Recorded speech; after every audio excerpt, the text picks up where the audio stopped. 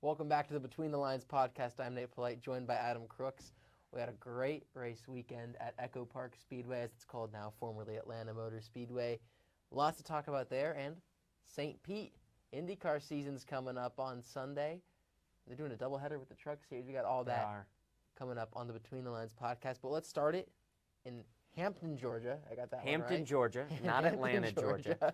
At Echo Park Speedway, not Atlanta Motor Speedway. Unfortunately. But, I mean, it's growing on me. It's not. It's growing on me, at least. It's not. It's Atlanta Motor Speedway. It's never going to grow on the Atlanta kid. No. NASCAR Truck Series and the NASCAR O'Reilly Auto Parts Series ran a doubleheader on Saturday. Thought they might get rained out and maybe would get a tripleheader Sunday. They did not. Truck Series race ended early because of some concerns with the timing of the O'Reilly Series race, rights, shenanigans, what have you. Surprise, surprise, Kyle Busch wins a Truck Series race at Atlanta. Even though it's now a super speedway, he's won 3 times on that configuration, and he was helped, probably the most interesting part of this, by Carson Hocevar, of all people, who was his teammate, of course, in this race for Spire. Yeah, Carson Hocevar he's run, out of the 6 races so far this year, he's run 5 of them, the 3 at Daytona, 2 at Atlanta. Carson Hocevar is maybe the king of bushwhacking this year. But Kyle Busch, bushwhacking in the Truck Series, gets the win. You know, Spire, we're going to talk about it in the Cup Series race. Spire is just on fire to start the year. They've brought really, really good cars and trucks in 2026. And that was something we talked about in our preseason show as well, especially with Hocevar in particular. Of course, it's kind of tabbed as one of those future stars of the Cup Series. Spire is really, I think, likely to take a big jump. We both agreed on that early season. The O'Reilly Series race, it looked like it was going to be another Austin Hill win until it wasn't. We talked last week. These O'Reilly Series drivers just have to start punishing Austin Hill when he throws late blocks. And it wasn't an O'Reilly Series driver that did it. It was a Cup driver, Ross Chastain. Speaking of bushwhacking. Thank you, Ross Chastain. They wrecked, and I literally left out of my seat as Alpine, California's own Sheldon Creed finally, after 15 second place finishes, gets his first O'Reilly Auto Parts Series win. That was special for me. I'm from El Cajon, California. Maybe a 20-minute ride down the freeway from Alpine, where Sheldon Creed is from. Super exciting for Creed to finally get to victory lane. Again, 15 second place finishes.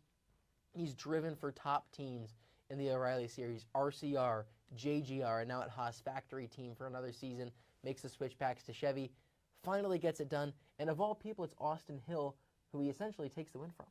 Yeah, and listen, I wasn't excited about the fact that Sheldon Creed won a race. I mean, love that Sheldon Creed won a race.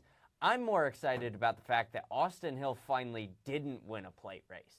It's been since, was it Talladega in the spring last year? I think it was the last race at Atlanta when Nick Sanchez won.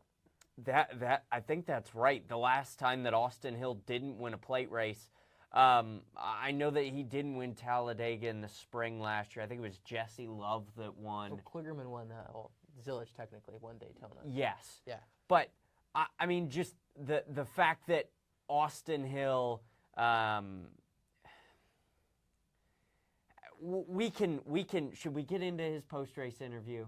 It was an interesting post-race interview. I think it's fair to do because I wouldn't even put that particular wreck on Chastain. To mention the fact that Hill doesn't have the leeway to make those kind of comments. I love the fact that Ross Chastain took the blame for it. He didn't need to, but good guy Ross Chastain right now. It was entirely on Austin Hill. Ross Chastain goes to the bottom of the racetrack in turn 3. In case you haven't seen it, Austin Hill throws a huge block, comes all the way down the racetrack from the top lane, ends up in the grass at the entry to turn 3, that little chicane right there. I mean, it was entirely on Austin Hill. 100%. And not only that, but as you said, Austin Hill's a guy that, he straight up turned somebody at Indianapolis last year. Yeah, he got suspended for it and then gets back from his suspension and causes a massive pileup at Watkins Glen. So I think you and I are in agreement with a lot of NASCAR fans on that front that Hill doesn't really have all that much room to complain about other drivers being aggressive. No, but I mean, I was excited at the fact that Austin Hill didn't win that race. No ill will to Austin Hill, but I'm tired of seeing him win at super speedway races. Like I just am. Like it's one of those things that I've worked in the media center at Atlanta a number of times. I've been there, I think, twice when he's won at Atlanta. So anytime we can get a brand new winner, especially at a super speedway like Atlanta, although Atlanta's not really a super speedway, especially in the Xfinity Series and the Cup Series, we're kind of starting to see that, the super style, the super speedway style pack racing kind of shift and evolve, which is something we can talk about a little later on, especially with the Cup race. But to see Austin Hill finally not win at a super speedway, and for it to be somebody like Sheldon Creed, I mean, that's just a great story. Absolutely, and notably, Hill did end up making his way to victory lane to congratulate his former teammate Sheldon Creed, kind of putting a nice little bow on, of course, the little bad blood that they had toward the end of Creed's time at Richard Childress Racing. Sunday, the Cup race, you mentioned it. It's a very kind of old-style super speedway racing. Handling matters a whole lot. They're giving each other plenty of space. It's my favorite track on the circuit right now. I thought it put on the two best races last year.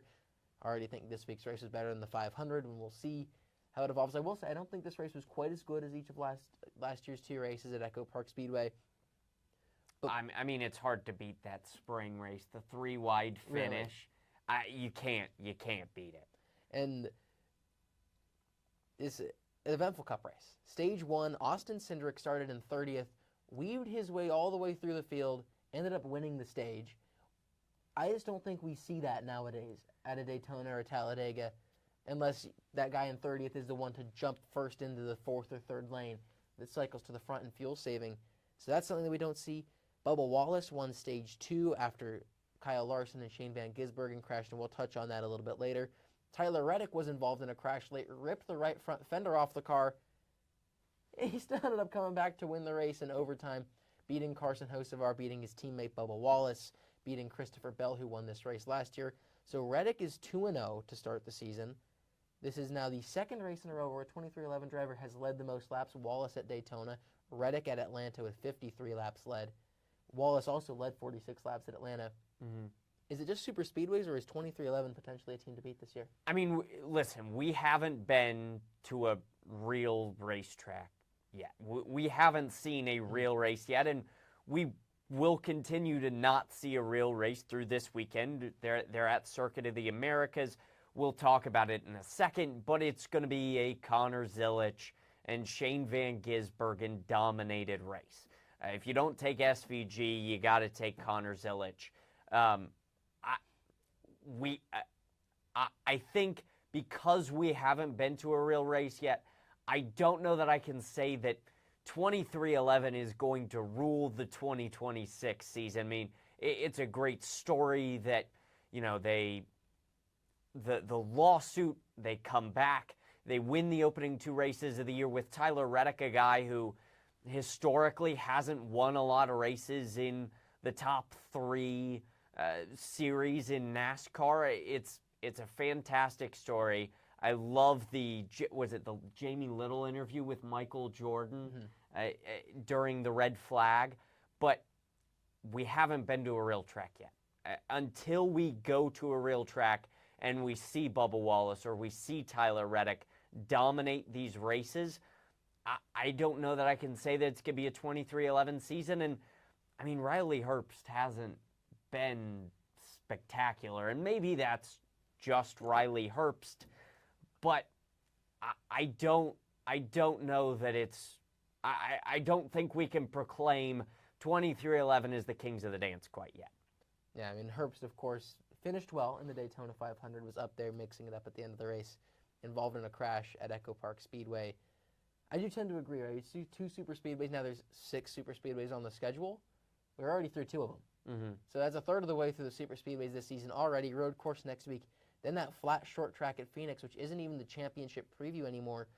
it's not totally unfair to say that we're not going to get a really good look at what this season looks like till race 5 when we head out to Las Vegas for the first intermediate track of the season. But then another thing I wanted to talk about with this new chase format that we've got, drivers I think need to learn to not throw away points. And someone that I pinned this down on when this was announced was Kyle Larson, because he is known for having a lot of speed in his race cars, winning a lot of races. He's also known for doing what he did on Sunday and throwing races away. Coming to the end of stage 2, would have finished at worst 4th, and blocks from the wall to the apron and completely clears himself off of Shane Van Gisbergen and spins back up the racetrack, nails the outside wall. His race is over. He had at least 7 points right in front of him at the end of the stage. He had led the most laps to that point and had the second most laps led all race, even after everything was said and done. Very well could have won the race, but he threw away all those points that he could have gained. That's something that you cannot do in this point system, and that was my biggest concern with Kyle Larson this year. I think to counter that point, yes, it's not a great look for Kyle Larson that he cleans himself out at Atlanta, doesn't have a great finish. I don't remember exactly where he finished at Daytona. Didn't have a great finish at Daytona, but again, this is no longer a 24-race schedule and then, or a 23-race schedule and then a 13-race schedule. This is, well, I think it's 13. That math doesn't seem right. 26 and 10. 26 and 10. Yeah. 26 and, it's no longer 26 and 10. It's 26 and then 26 to 36. Like, you have 26 races to set yourself up for the final 10 races, and the final 10 races are not split into 3, 3, 3, and 1, where, you know, you don't do well in the first 3, maybe you're carried by playoff points. You don't do well in the next 3, the playoff points start to matter a little bit less because more people have them. You can not do well in probably 2 to 3 the opening 2 to 3 races this year, as long as you're really solid in the next 24. And Kyle Larson's the guy. He's going to go out and probably win 4 or 5 races between now and July, right? But until now, it's been, you know, the regular season doesn't matter as much previously as it does now. The regular season does matter now, but I feel like you've got a little bit more of a leeway because you're not trying to collect playoff points every single race to set yourself up for the chase. Yeah, we do see drivers a little more content to not fight too hard for those stages. We saw it at Daytona last week. Austin Cindric and Ryan Blaney, they made the choice, okay, we're going to collect 9 and 8 here at the end of stage 1. That's fine. We don't need that +1 playoff point and risk wrecking ourselves to go in the stage.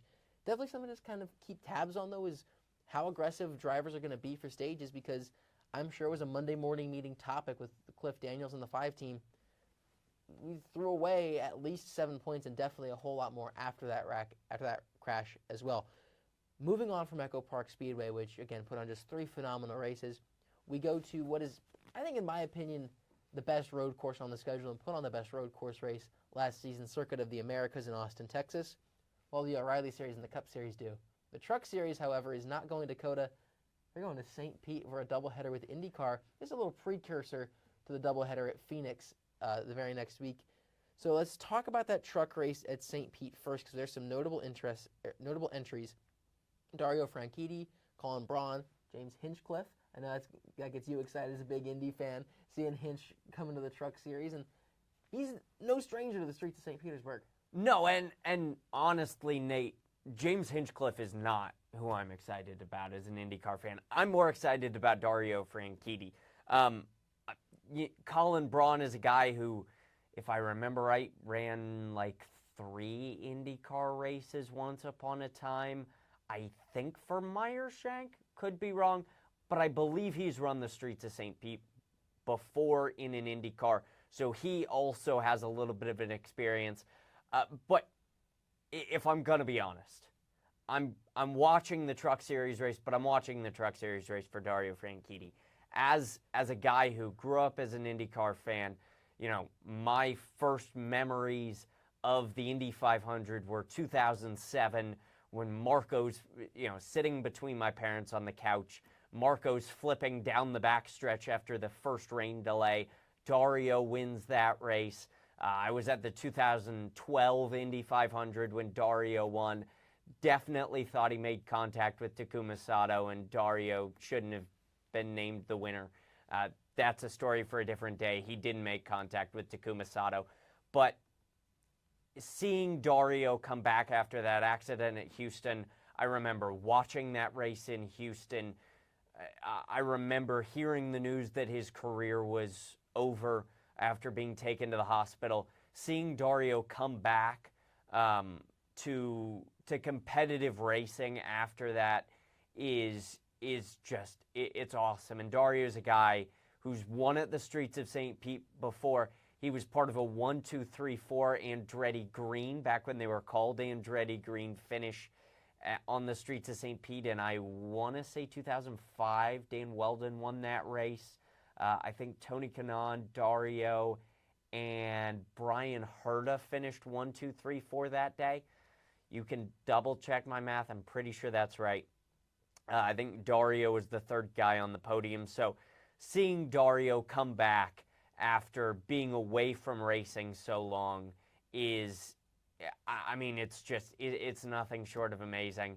And although I was never a Dario fan, because not a fan of Chip Ganassi racing, as we'll discuss later, I'm cheering for Dario this weekend. And Townsend Bell is going to be on the NASCAR Trucks call. I don't know if you heard that. He's going to be on the call. The rumor is, according to Trackside with Kurt Cavan and Kevin Lee, he wants to get on the radio to James Hinchcliffe during literally every single caution.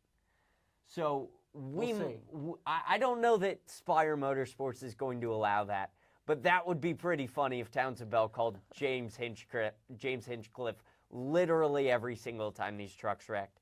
It's going to be awesome. I think Hinch and Franchitti 100% have the edge because they've run the streets of St. Pete before. Hinchcliffe is, I think he ran every race from 2011, plus his years in Indy Lights / the Atlantic Series, all the way to 2020 or 2021, I think was his last full-time season in IndyCar. Dario, I think, ran the very first race at St. Pete in kart, because Dario was a kart driver before he went to the IRL, so he started on the streets of St. Pete in kart. His last year was 2013. So these guys have an immense amount of knowledge about this street circuit, and it's going to be awesome to see them put it on display. Okay, I'm off my soapbox. I mentioned this before. One thing that I just love to see is race cars on a track where they don't belong. And the truck series at St. Pete, it's definitely a combo that does not match. And it usually gives us pretty good racing because those trucks are way too big for a street course. They're going to be sliding around. It's going to be so awesome to see. Let's get into the race picks. Adam, I'll let you go first. The truck series, I mean, I've already talked about it. It's going to be Dario Franchitti. It's going to be Dario Franchitti he's going to lap the entire field. I am going the way that I think a lot of truck series races on new tracks go. I'm going the way of chaos. Tends to reign in these truck series races, just in general. And I also think that a guy who has not seen victory lane since 2023 is going to get to victory lane. He had a really good chance to win at Atlanta. He's won on a road course before in 2021 at the Daytona road course. I think Ben Rhodes conquers the chaos, or outlasts the chaos, perhaps is more apt of a description. And I didn't exactly want to go with the safe pick, given what I've got a little later on down the line. Let's go back to COTA real quick to get the O'Reilly Series and the Cup Series. Formula One track, but it's shortened for these races, and it put on a really good show last year in the Cup Series. Who's your pick to win in the O'Reilly Series race? Can I complain about the fact that it's shortened first? Absolutely. I don't like the fact that it's shortened. I think some of the best features of that track are, at the end of the S section, you go up the hill, kind of a blind, I think it's a right and then a left down the hill into the super tight hairpin. One of the tightest corners, I think in the NASCAR series. I think it probably is the tightest corner. They're tighter than Sonoma. It leads to a tremendously long back straightaway that has a ton of passing opportunities at the end. I mean, I know that the lap took forever and it led to a lot of cautions, but watching Jordan Taylor run Chase Elliott's car, or was it Ricky Taylor? I think it was Jordan Taylor. I think it was Jordan Taylor. Yeah, watching Jordan Taylor wheel Chase Elliott's car around COTA that one time that Chase Elliott broke his leg, and the full circuit was there, and Kimi Räikkönen was up at the front for part of that race, was amazing. I hate the fact that they've shortened the racetrack, but it is what it is. I understand that, we can't have a 3.5-minute lap in the NASCAR Cup Series. In that 2023 race that you mentioned, Adam, care to guess who won that race? Tyler Reddick. Oh, there you go. So there's a non-zero chance he goes 3-0 to start the season. He'd be the first to ever do that. One of just 6 drivers to go 2-0 to start the season. Of course, we saw Christopher Bell go 3-1 to start last season, including a win at Atlanta and at COTA. So non-zero chance we see that. But who's your pick to win this O'Reilly race? I think Connor Zilic is running the O'Reilly race. I think that's what I saw. If Connor Zilic is running the O'Reilly race, I'm going Connor Zilic. Obviously, Connor Zilic is going to win. If Connor Zilic is not running the O'Reilly race, which I should have double-checked my facts before I got here. Well, the entry list isn't out anyway. There you go.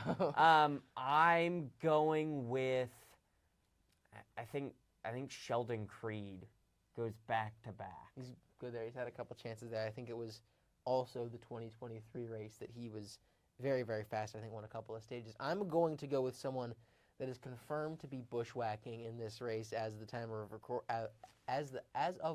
recording. I'm going to take 2022 Cup Series race winner Ross Chastain. It's a good one. He's back in the 32 this week. Came really, really close to winning at Echo Park Speedway. He is good on these road courses as well. I mentioned he won the Cup race a couple of years ago. I think he can win this O'Reilly Series race. Now on to the Cup Series race. I feel like there's only 2 picks here. I feel like there's only 1 pick. Well, there's that guy, but there's other people. I think, hopefully, maybe. If there's not, I'm gonna be very bored watching 4 wins this year from that guy. Who is that guy? You're not going to say his name. I will say his name. I picked to win a Shane Van Gisbergen. Notably, COTA the one road course race he did not win last year. But I think he's much better now than he was a year ago when they went to COTA. Much more comfortable in the Cup cars. It's Shane Van Gisbergen on a road course. It's just, he's so tough to beat. Yeah. He really is. I think if I were to go a slightly different direction, I think Connor Zilic might be up there. We'll have to see how good his equipment is. Obviously, very similar equipment between Connor Zilic and SVG, and maybe being in the same garage, maybe Zilic gets a couple setup tweaks from SVG that makes that car faster. Michael McDowell, obviously very good on road courses. He could be up there. And there's a potential that, as always, Kyle Larson could be up there. Christopher Bell, we've seen be very, very good on road course races to start the year. I think if we can't pick the same person, which I assume we can't, I'll go Christopher Bell. He won at COTA last year. I think he's got a good shot to win at COTA again this year if SVG ends up in the wall somehow. And let's talk about this on who can beat SVG, because I do think SVG is most vulnerable at COTA because Cup drivers have a lot of experience there. And you touched on a lot of them, but one thing you didn't touch on that I want to give a little shout to. Alex Bowman? Not Alex Bowman, but no. He did almost win this race. He won a Cup Series race on a road course one time. In the 2024 Chicago race. He almost won this race in 2022. But I want to go with the guy who has, this is honestly, I think, his best track on the schedule as we stand right now, and that's Kyle Busch. Yeah. Very close to winning last year's race. He was good there in 2023, if I recall correctly. And then William Byron, of course, is one here. Tyler Reddick, we mentioned him before. Ty Gibbs tends to show up on road courses. There's plenty of guys that can. Yeah. But it's a question of, is this the day that they're going to be able to beat Shane Van Gisbergen? And if SVG ends up having some kind of problem, I think it becomes wide open. Because I don't think, I remember last year in this race, Connor Zilch was part-time, and he immediately opened with like plus 325 odds, second only to SVG. And I just don't quite see that. I know he's a phenomenal road racer, but he has not really stepped foot in these next-gen cars whatsoever in his career, and there's a learning curve to them. So I don't think that he would be the immediate heir apparent to the race win should SVG have an issue that takes him out of contention for the win. So I think there's plenty of drivers that would have a shot. Another driver who has had like one good Cup Series road course race, and it was at COTA. I guess he's a full-time driver. He had a couple in his one-off season in 2021. Austin Cindric was so good on road courses in the Xfinity Series as it was at the time, and even in the Truck Series, he won at Canadian Tire. He gets to the Cup Series in the next gen, and it's complete night and day difference, which I, especially as a Cindric fan, have always been kind of dumbfounded by. I think back to the COTA race in 2021, where in a downpour on slicks, he was running times equivalent with some of the guys on wet weather tires. And we have not seen that Austin Cindric. So, do you think we're ever going to see that road course Austin Cindric again? Austin Cindric is a guy who grew up running open wheel cars. I think he went through at least part of the USF ladder, which is it's like the ARCA of IndyCar, which is a terrible way to put that, but it's like the ARCA of IndyCar. He went through part of the USF ladder. His dad is obviously Tim Cindric. If you don't know who Tim Cindric is, Google him. I think Austin Cindric has a chance to get back to form on road courses, but he's just missing something. He really is. Road courses, ovals. I love Austin Cindric. I want Austin Cindric to be good. It just feels like he's missing something, though. It's felt like that for some time. Everywhere but super speedways, which has really become his best discipline. Yeah. And I remember a couple of races last season on intermediates. He had pace early and fell off. But before we move on, and I know you do want to move on, we are forgetting somebody. Who are we forgetting? We're forgetting the guy that, honestly, you know what? I'm going to change my race pick. Oh. I'm going to change my race pick. Breaking news. I'm going to change my race pick to the guy who's possibly the best NASCAR road racer of any of these guys, A.J. Allmendinger. A.J. Allmendinger is a multi-time NASCAR road racing winner. He stepped into a colleague car running a part-time season and won at the Charlotte Roval when he was full-time in Xfinity. A.J. Allmendinger is, I don't know why it took me that long to think about A.J. Allmendinger, but he's a guy he's won in the next-gen car before at the Roval. He won at Indy. He always ran well at the Chicago Street Course. I expect him to run well at San Diego. If Michael McDowell isn't leading a road course race before it was SVG, it was probably Marcus Ambrose or A.J. Allmendinger or Juan Pablo Montoya before Montoya went to. Let's get way back there. A.J. Allmendinger beat Juan Pablo Montoya on road course races straight up. He also beat Marcus Ambrose on road course races straight up. I think A.J. Allmendinger still has it. And another driver that I also realized we didn't mention is a driver who was getting best road course racer in NASCAR conversations. J.J. Yaley. That's not who I was thinking of. I was thinking Chase Elliott. We didn't even mention Chase Elliott, and he's another guy who, with the next gen, his road course prowess has kind of tapered off just a little bit. It has. He won. I think his first career win was Watkins Glen in the Sundrop car. Sun Energy won. Sun Energy, you're right, not Sundrop. I'm thinking 2011 Ryan Hunter-Reay. Yeah, I mean, Chase Elliott is a very good road racer. He's a guy we've seen win at road courses before. I'm going A.J. Allmendinger, though. It's a good shout. And I'm sticking with SVG. I'm going to take the house money this time. I did the same. That's we got to fair. start letting you pick first because I took Austin Hill at Daytona and I now have taken Shane Van Gisbergen at Coda. One last bit of NASCAR news. It was announced earlier today that Keelan Harvick, son of Kevin Harvick, signed with TRD.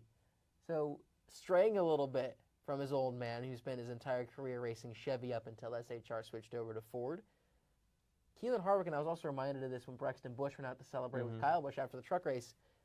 We're a couple years away from Keelan Harvick and Braxton Busch battling on Friday nights in the Truck Series. Do we think Kevin Harvick is going to make a return to the Truck Series to race with Keelan?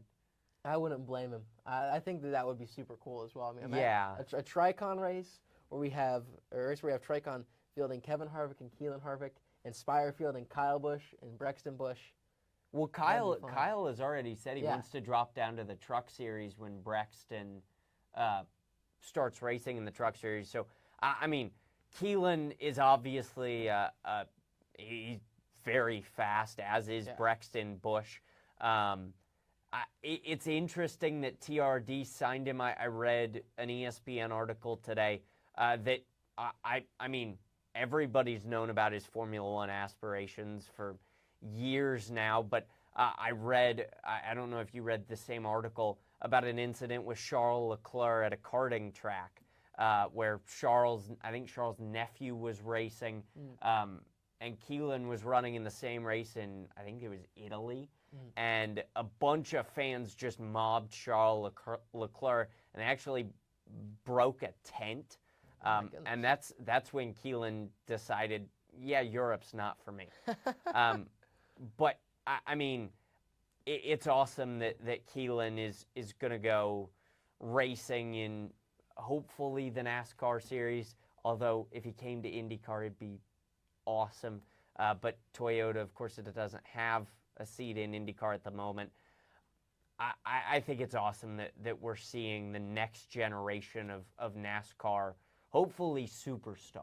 Hopefully, that'd be something special. And if that doesn't make you feel old, I don't know what will. Because I remember watching races and Braxton was getting thrown in the air in victory lane. Yeah. My oh my. So we'll switch gears now. Talking about NASCAR a lot. We've talked about F1 a little bit. Something we have not talked a whole lot about. And I know you're excited to finally get to go. This is a man who's about to climb back up onto his soapbox. IndyCar season starts on Sunday at St. Petersburg. The floor's yours. If I could hop on this chair, I would. I think it could hold you. I probably can, but I'll be out of the camera shot. So I'll stay in the camera shot for now. Let's talk about IndyCar. IndyCar preseason testing at Sebring went well. IndyCar preseason testing at Phoenix went all right for some people, not all right for Marcus Ericsson. We'll touch on Marcus Ericsson when we get to Andretti. But let's start with Team Penske, Nate. David Malukas, Joseph Newgarden, Scott McLaughlin, a new-look Penske program. Tim Cindric now with Scott McLaughlin this year, as we've already talked about. Flipping from Joseph Newgarden, Will Power leaves the team. It's been said that with Will Power gone, this is kind of Scott McLaughlin's team. Which is a little interesting to me, considering the prowess that Joseph Newgarden has behind him, right? The championships, the Indy 500s. But Scotty Mack, before we had Shane Van Gisbergen coming over from Supercars, it was Scotty Mack. Yeah. And he has been incredible. Also, I think this is the best car David Malukas is ever going to have had. Yeah. And especially with as good as he's been able to be on ovals as well, I think that he's going to have a chance to give his teammates a run for his money and make it his team, very possibly. But I think Penske moving Tim Cindric, I guess they didn't move him, they rehired Tim Cindric over to the 3 team, kind of proves that it's Scotty Mack's team.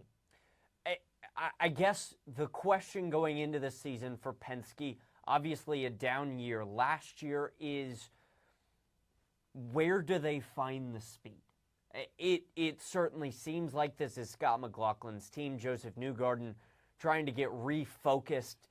Bad year last year. He needs a good start to this season. And then David Malukas coming in. You already talked about how good he is on short ovals, not just short ovals. He was fantastic at Indy the last 2 years.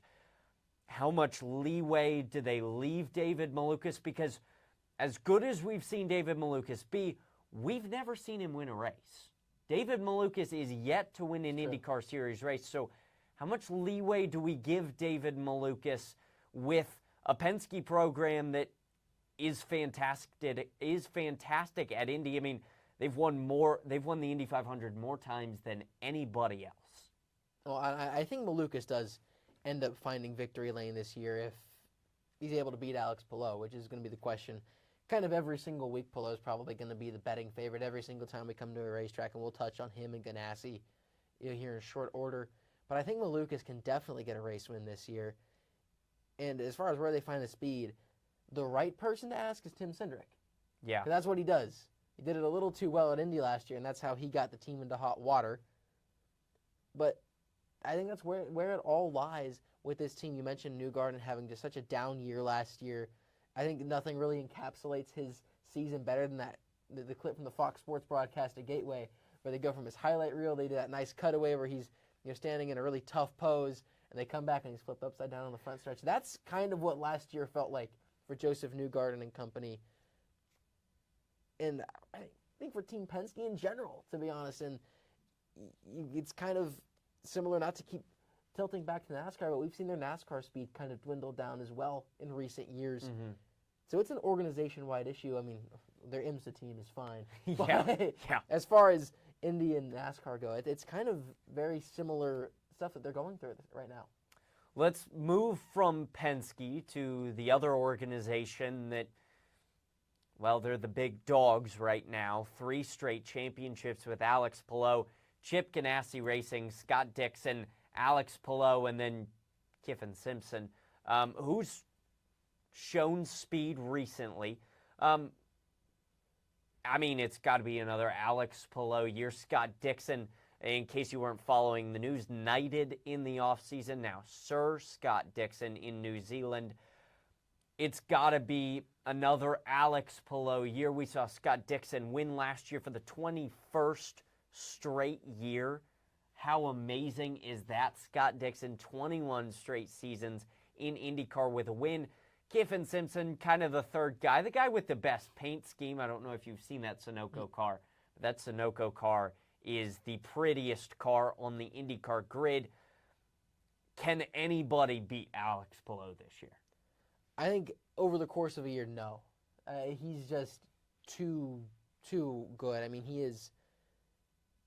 There's really not any synonyms for good that you can use to describe Alex Palou at this point. I remember thinking, okay, he's really great at road courses, but at least the ovals are a little bit of a sense of serenity, and you're away from Alex Palou, and you don't got to worry about him winning the Indy 500, and it's going to be all fine. And now he's good at ovals too. Yeah, and he's winning everywhere, and he won the 500. So it's going to be him.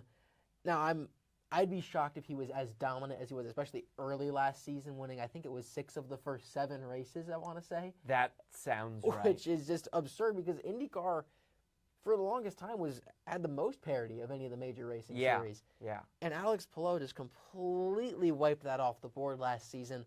So I think it trickles back to that a little bit this year. But Palou is still, I think he probably still has the championship decided before they get to the finale. Scott Dixon, 45 years old, still competing for championships. He finished 3rd in the championship last year. How much longer do we see Scott Dixon continue to run IndyCar? As long as he's willing to race. I mean, if you're Chip Ganassi, what does Chip Ganassi always say? He likes winners. Yeah. You just mentioned it, 21 straight years, Scott Dixon's been a winner. He's the definition of a winner in IndyCar. So there's really no reason for him not to be there. And I think even if he were to start going winless, he's kind of earned the right to stick around until he wants to retire, a la Jimmy Johnson. Right? He kind of got to stick around as long as he was able to bring in the funding. And Scott Dixon's always going to be able to bring in the funding. Yes. And I still think he's got it in him to win races. Let's move to the team that might be the most competitive in the championship this year, at least with 2 of their 3 drivers. We'll talk about the 3rd driver and how much longer he's going to be in the seat. McLaren, Christian Lundgaard, Pato O'Ward, Nolan Siegel. Christian Lundgaard's a guy we saw win races at RLL. Pato O'Ward's competed for championships before. He's been in the race for the title multiple years in a row now. He's come up short at the Indy 500 a couple of years in a row now. Saw that exemplified with the Joseph Newgarden ad where Joseph Newgarden ripped his heart out. This is, if anybody is going to contend for a championship outside of Penske, outside of Ganassi, it's got to be Pato O'Ward and Christian Lundgaard. I think there's a potential that if either one of those guys can find magic on the road and street circuits, I mean, we've seen how good Pato O'Ward is on short ovals, they could very easily contend for a title. Yeah, and particularly with Pato O'Ward, and it's going to sound like a lazy comparison because it's another McLaren driver, but he's someone that I've always kind of put in that same box as Lando Norris. And we finally saw Norris break through and win a title last year in Formula One. Again, I'm not sure if O'Ward's going to be able to win a title this year because of how good Alex Palou is. But he's right there. I mean, he is ready to go and compete for a championship and win a championship should that car allow him to. And you mentioned getting the street and road speed up. And O'Ward has speed. I remember it was a Detroit race. I can't remember what year it was, but it was when they were still at Belle Isle, and Pato O'Ward was battling with, I think it was Will Power, on just completely shot tires, and he was doing such a tremendous job. And I remember watching that race. I'm like, this kid is incredible. 2021. That sounds right. Maybe 2019. I remember watching that race. I'm like, this Pato O'Ward kid is special, and he's still just that special. He still has that kind of talent in him. And Christian Lundgaard as well. I think he's a second fiddle to O'Ward, just because that's kind of the way that team is constructed, and that's not a bad person to be second fiddle to. But I think if it's going to be anybody out of McLaren, it's going to be O'Ward.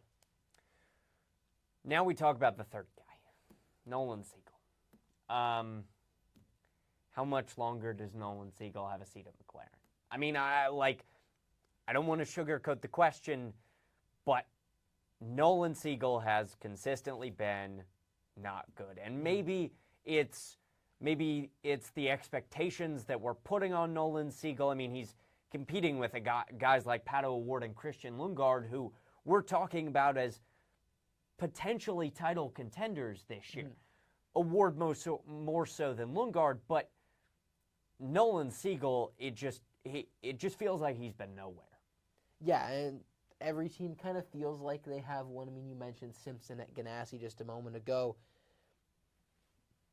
There has to be a third driver in a lot of these cases, and so for Siegel, again, he's in a McLaren, so the opportunity is there, but there's plenty of guys that are going to be they're going to be looking for a seat come the off season. It could be just one more year of Siegel in the 7. He's in the 6. In the 6. Well, there you go. 6, 7. Got my numbers backwards. Got my 6, 7 in for the episode.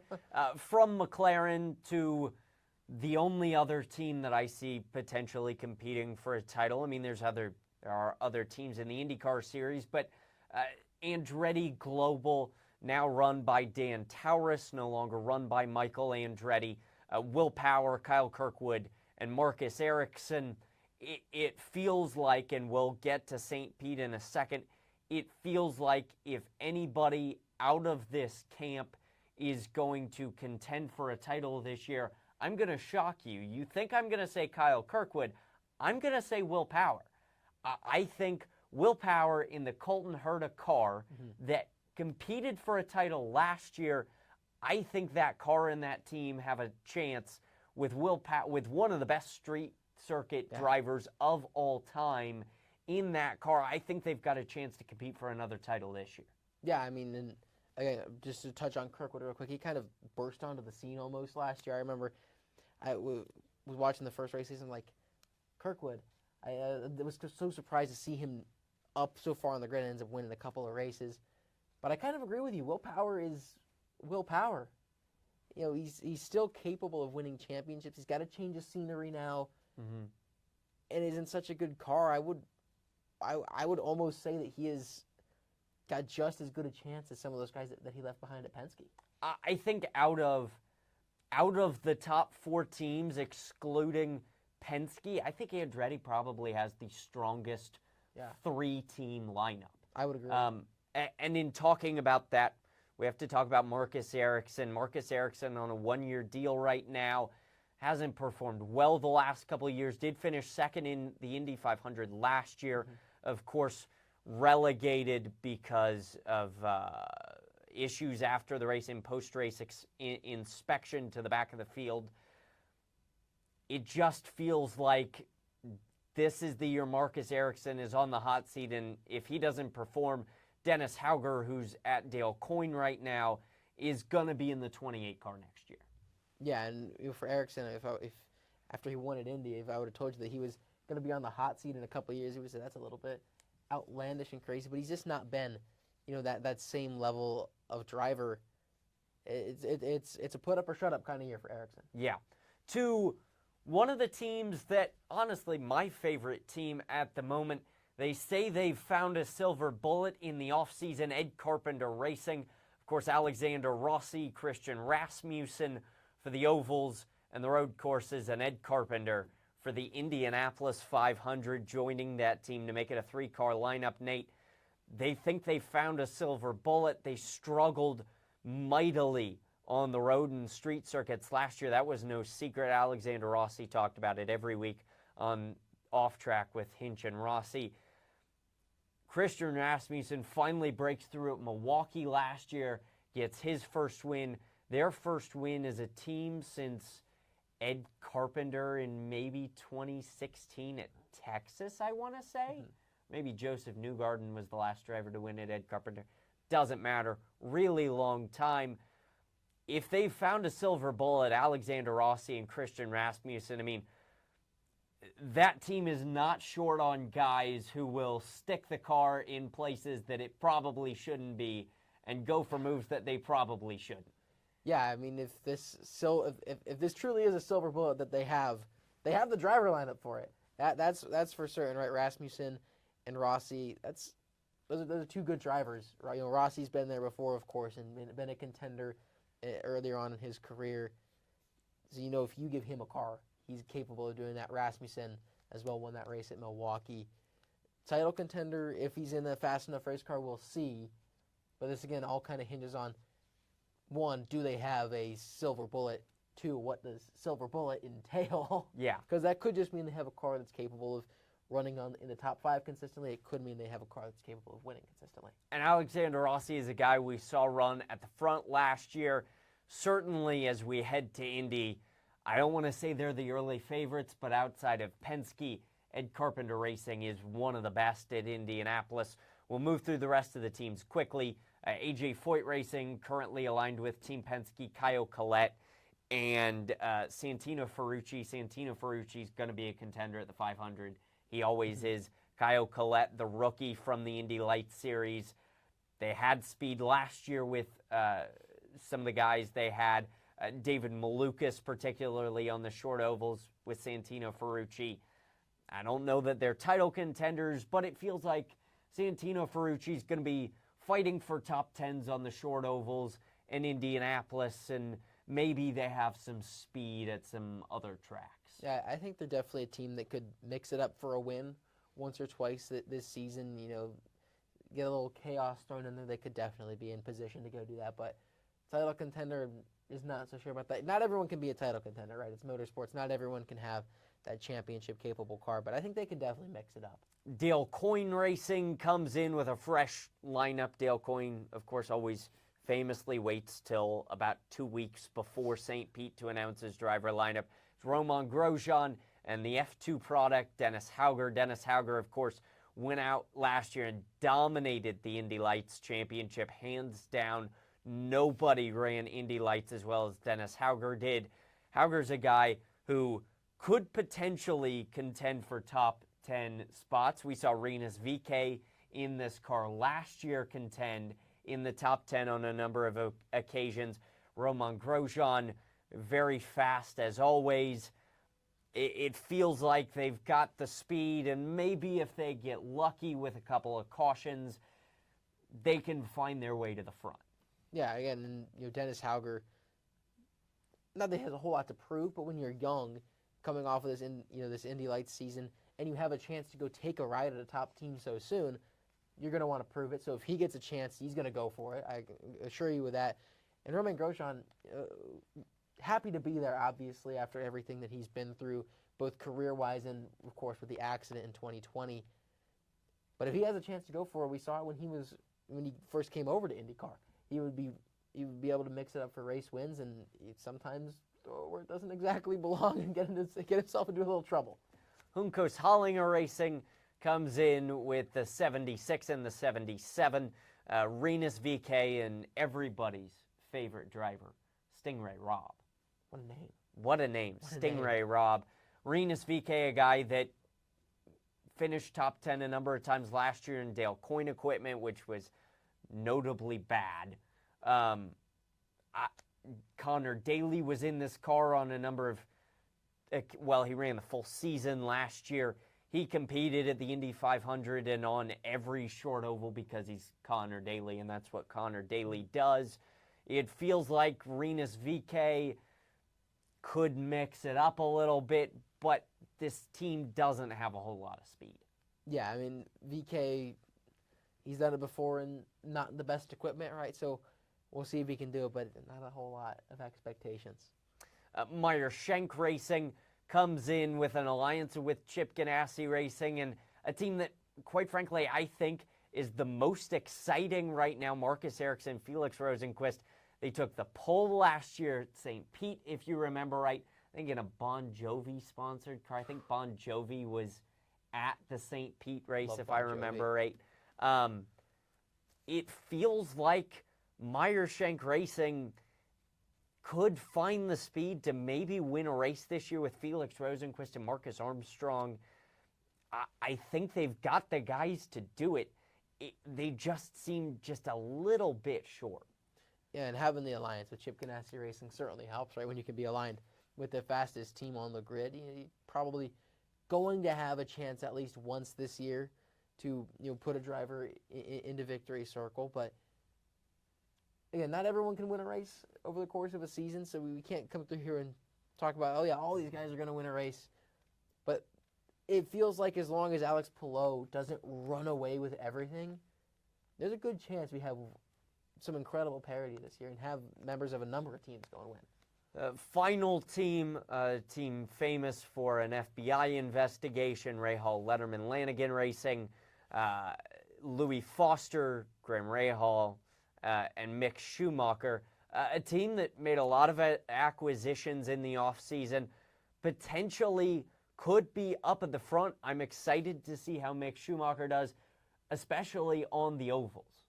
Yeah, we see F1 guys come to IndyCar frequently, and sometimes they can immediately go and mix it up and contend at the front.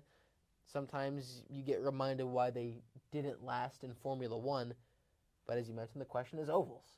Yeah. Mick Schumacher's raced in Europe forever. His dad raced one of the best Formula One drivers ever, all on road courses. Ovals is completely foreign. I'm sure he's, of course, been getting time in the simulator, and he's probably had the opportunity to go take it out to some oval tracks and get a little bit of real-world experience. But that's always the fun part, is seeing how these guys coming from across the pond adapt to ovals, because they don't do oval racing over there. No, they don't. Of course, Mick Schumacher tested at Homestead and Phoenix on the ovals. Louis Foster, a guy that was on pole last year, the only pole of the season for Rahal Letterman Lanigan. It's a long season this year for IndyCar. I guess it's time to make championship picks. I think we're probably going to have the same one. I think Alex Palou is probably going to reign again as the champion of the IndyCar series. Yeah, and we'll clarify, we're allowed to have the same pick for championships. Yes. Because there's so often that it's so obvious. It's going to be Alex Palou. I really wanted to say Scott Dixon. I really did want to say it was going to be Scott Dixon. Yeah. But it's Alex Palou. He feels inevitable right now. Again, even if it's not as dominant as it was last year, he could be half as dominant as he was last year, and he'd still win it before we get to the finale. Let's talk about the streets of St. Petersburg coming up this week. 105 laps, I think, around the streets of St. Petersburg. Maybe they changed the distance to 110. A race that always seems to have chaos on lap 1. It's been the IndyCar opener since 2009, I think. Even before then, it was always one of the first races of the season. One of the most historic races on the IndyCar calendar, next to only Long Beach and the Indianapolis 500. Who's your pick to win at St. Pete? I'm not going to be scared off of him for one race. I'm going to go with Scott Dixon to open up the season with a win and make it 22 years in a row with an IndyCar win before his teammate gets to go ahead and dominate most of the rest of the season. I'm going a different direction to a guy who's one of the best road and street course racers of all time in the IndyCar series. He's won at St. Pete a number of times. Seems like he's on pole pretty much every year. Will Power is going to win the the Honda Indy, maybe it's the Firestone Grand Prix. I don't know what the name of the race is anymore. The Grand Prix of St. Petersburg in the Colton Herta car. Colton Herta, of course, in talks to come back for the Indy 500 with Andretti Global. We'll see how that goes. We did have some IndyCar news this week, Nate, that you missed on the thing, probably because I didn't tell you.